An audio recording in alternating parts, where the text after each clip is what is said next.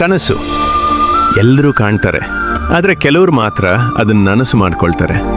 ಇನ್ನೂ ಕೆಲವರು ಪ್ರಯತ್ನ ಮಾಡ್ತಾರೆ, ಇನ್ನೂ ಕೆಲವರು ಸೋತ್ ಹೋಗ್ತಾರೆ.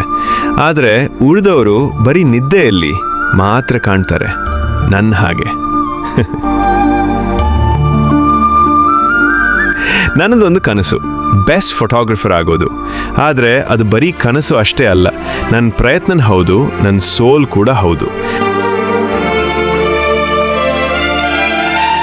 ಆದರೆ ನನ್ನ ಈ ಪ್ರತಿ ಸೋಲಿನ ದಾರಿಯನ್ನು ಮತ್ತೆ ಪ್ರಯತ್ನಕ್ಕೆ ತರೋದು ನನ್ನ ಫ್ರೆಂಡ್ ಅಂದರೆ ಬರೀ ಫ್ರೆಂಡ್ ಅಷ್ಟೇ ಅಲ್ಲ, ನನ್ನ ಬೆಸ್ಟ್ ಫ್ರೆಂಡ್, ನನ್ನ ಫಸ್ಟ್ ಫ್ರೆಂಡ್, ಎಲ್ಲ ಅವಳೇ.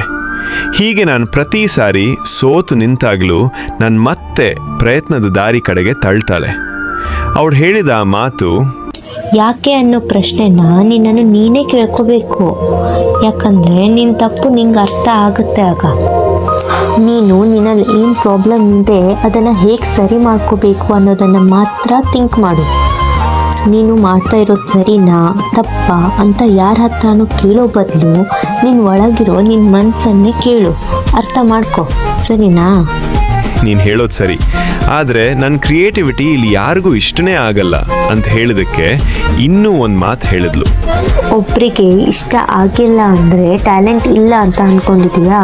100 ಜನರಲ್ಲಿ 99 ಜನ ಬರೀ ಕೋರಿಕೆ ಮತ್ತು ಅವ್ರ ಇಷ್ಟ ಬಂದಂಗೆ ಬದುಕ್ತಾ ಇರ್ತಾರೆ.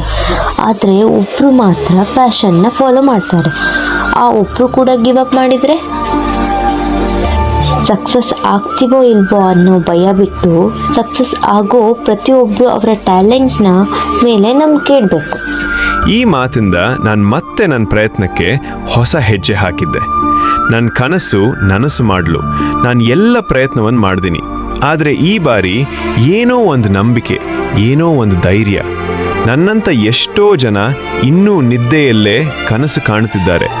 ಪ್ರಯತ್ನ ಮಾಡಲು ಆಗದೆ ಅಲ್ಲ, ಯಾರ ಬೆಂಬಲ ಸಿಗದೆ ನಿಮ್ಮೊಂದು ಒಳ್ಳೆಯ ಮಾತಿನಿಂದ ಒಬ್ಬ ವ್ಯಕ್ತಿಯ ಕನಸು ನನಸಾಗುವಂತಿದ್ರೆ ನಿಮ್ಮಲ್ಲಿ ನನ್ನದೊಂದು ಪ್ರಶ್ನೆ, ನೀವು ಯಾಕೆ ಮೂಕರಂತೆ ಇರುವಿರಿ?